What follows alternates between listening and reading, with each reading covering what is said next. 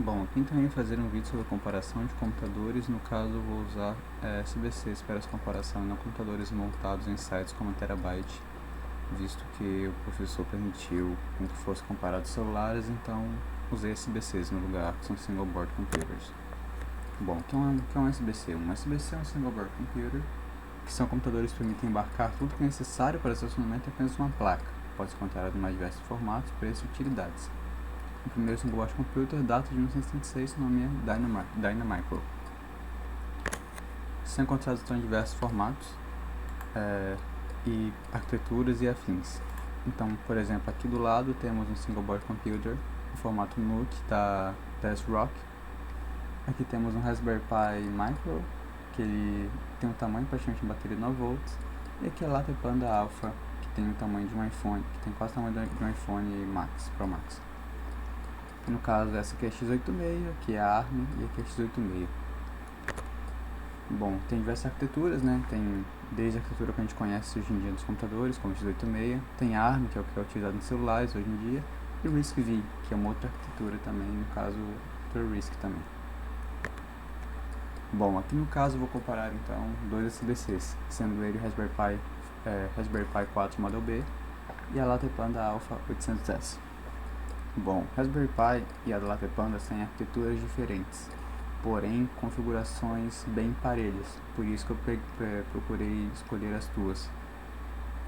No caso, por exemplo, aqui, o Raspberry Pi 4 ele usa um processador ARM da Broadcom B1002711 quad-core, 1.5 GHz, GPU também da Broadcom, suporta até 8 GB de memória LPDDR4, tendo versões com 2, 4 ou 8 GB no caso.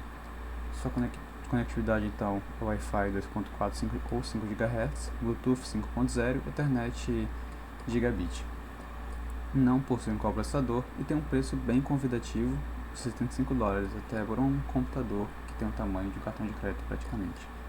E do outro lado então temos a Latte Panda Alpha, que possui um Intel M3 8100Y de 8ª geração, 2 núcleos e 4 threads que rodam de a 1.1 GHz no caso do Base Clock e até 3.4 GHz no modo turbo.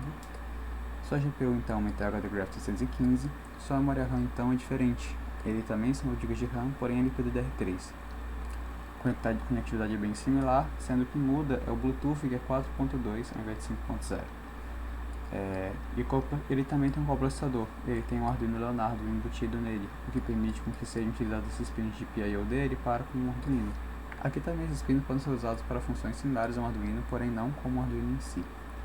Seu preço então é $389, que é bem mais caro que o Arduino, porém ambas têm propostas diferentes. Enquanto em um Latte Panda Alpha eu tenho algum x86 que eu posso utilizar coisas que eu posso, por exemplo, ligar uma placa de vídeo nele para poder usar o CUDA, por exemplo, o TensorFlow, para poder fazer machine learning e afins.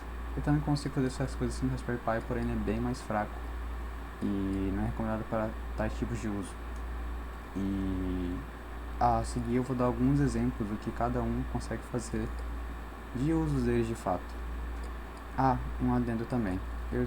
Ambos deles não vêm com memória embutida.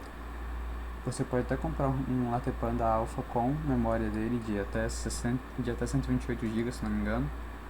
Porém, aqui eu preferi escolher eles separadamente. No caso do Raspberry Pi, a memória dele no Model B é por meio de um cartão SD, pendrive USB, ou até, no caso, hoje em dia já dá para conseguir botar ele via rede, via PXE, e usar ele como, por exemplo, como um terminal burro, por assim dizer. E já o Latte Panda Alpha permite que seja usado o armazenamento M2, que no caso fica embaixo da placa, sendo possível colocar não só o armazenamento M2, mas também uma placa de vídeo via esse slot PCI que ele tem M2. Bom, aqui no caso, o Raspberry Pi ele tem alguns exemplos de uso, como por exemplo a Ghost Dash, que é de um brasileiro chamado Leonardo, que ele faz uso do Raspberry Pi, que faz a comunicação via CAN bus, em uma injeção eletrônica, seja no caso de carro, automotiva, seja ela no caso das open source, seja ela a MagSquirt ou a Speeduino, e também pode fazer comunicação via CAN bus de alguns carros fabricados normalmente. Basta então ser feita adaptação. No caso, então, eu não tenho algum vídeo para mostrar aqui agora, porém a Ghost Dash desse Leonardo, ela consegue então mostrar aqui a velocidade do carro, RPM, boost, que seria pressão de turbo, pressão de óleo, lambda, mistura lambda da queima de combustível, capacidade de combustível do carro, temperatura do motor do carro, pressão do combustível, bateria, por aí vai, entre várias funções, que ele vai pegar as informações então da injeção eletrônica do carro.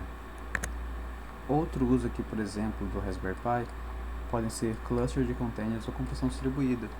Neste caso aqui então tem o exemplo do Raspberry Pi Dramble, que é essa coisinha curiosa aqui, que é basicamente 4 Raspberry Pis em cluster, sendo que esse cluster roda o Kubernetes, que ele permite a orquestração de containers, no caso Docker ou outros formatos de container no caso. Raspberry Pi Dramble então foi criado por um cara chamado Jeff Gerling, que ele usa para poder rodar um cluster de Drupal 9 no seu cluster, nesses Raspberry Pis aqui. No caso, a gente pode perceber que o Raspberry Pi, ele, por ter um custo menor, aqui a gente, como no caso cada Raspberry Pi custa $75, certo? Então aqui teriam então $300, ao invés de que basicamente $300 tu não chega nem a comprar um Latte Panda Alpha, e te permite montar um cluster e estudar a computação distribuída, criar um cluster e coisas assim. Coisa que com apenas um Latte Panda Alpha você tem que gastar um dinheiro muito mais considerável do que o Raspberry Pi, que roda em ARM, que é bem mais barato de se ter. Também pode ser usado o Raspberry Pi para rastreador de voos ADS-B, e nesse caso aqui ele pode pegar informações via essa antena DSB, esse receptor DSB, e monitorar aviões no céu. No caso, esse aqui é um bichinho que eu tenho em casa, que é no Flight Feeder da Flightware, que ele roda usando o Raspberry Pi Model 3B Plus, que é o mesmo também, inclusive, que roda a Ghost Dash do Leonardo. E esse aparelhinho que eu tenho aqui em casa foi enviado pela Flightware, que ele basicamente tem uma antena no meu telhado, que ele checa os aviões que tem ao meu redor e manda essas informações para um site chamado Flightware.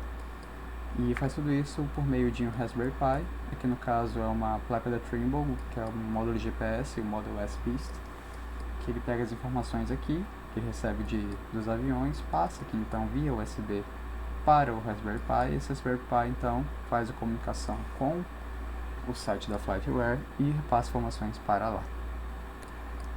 Saindo então dos usos do Raspberry Pi, temos então o uso da Latte Panda Alpha, que no caso, se a gente quer fazer uma coisa um pouco mais puxada, a gente pode então utilizar um Latte Panda, visto que eu posso, por exemplo, como no caso feito aqui pelo vídeo da Maker Tutor, não consigo pronunciar direito, fez usando uma webcam da Logitech 920 e o Arduino embutido no próprio Latte Panda, ela conseguiu fazer um sistema de reconhecimento de face, que não só reconhece a face, mas também ele faz o tracking do movimento da face da pessoa utilizando o Latte Panda Alpha. Ou seja, quando ela mexe a cara dela, a câmera acompanha usando o servomotor. Esse código roda então no Arduino do próprio Latte Panda Alpha, que permite então ela ser uma placa bem robusta para a prototipagem, por exemplo. Também é possível fazer um Hackintosh com ela, visto que ela tem uma configuração muito similar a um MacBook Air, que é possível também fazer um Hackintosh com isso de maneira bem simplificada, e para quem não tem acesso a um hardware Apple, por exemplo, consegue montar com um Latte Panda que tem um valor bem menor comparado a um MacBook, por exemplo. E por último aqui, eu tenho um outro exemplo de uso do Latte Panda Alpha, que é um computador que pode ser um computador normal simplesmente, não só para jogos também, mas também para processamento de dados. No caso aqui tem um Latte Panda Alpha com a RTX 2080, ligado então no slot M2 aqui embaixo da placa no caso, e ela funciona normalmente. Claro que tem alguns lados ruins disso, porque por aqui rodar um M3, que é um processador bem fraco, por assim dizer, da Intel, porém muito mais forte do que eles têm em SBC e ARM no mercado. Ele permite que a pessoa possa desde jogar jogos, no caso jogos 4K e por aí vai, visto que a GPU é bem parruda, ou também, por exemplo, fazer machine learning com essa placa, permitindo assim então que a pessoa tenha, com um baixo custo, por assim dizer, de máquina, consiga ter uma plataforma de machine learning também bem compacta, coisa que nem sempre a pessoa tem muito dinheiro para poder montar uma máquina. Ela pode, por exemplo, comprar um Latte Panda, que é muito mais barato do que montar uma máquina em si para isso, e comprar e gastar mais dinheiro em uma GPU, por exemplo, para poder fazer o seu machine learning usando CUDA. E basicamente essa comparação que eu tinha para fazer. Falar de... Temos aqui então basicamente, comparei então entre ARM e x86. Cada um tem seu uso, cada um tem seu preço, cada um tem seu formato. Tem diferentes preços de cada um, bem gritantes, porém, dependendo do que a pessoa vai fazer, cada uma tem seu lugar. E basicamente é isso.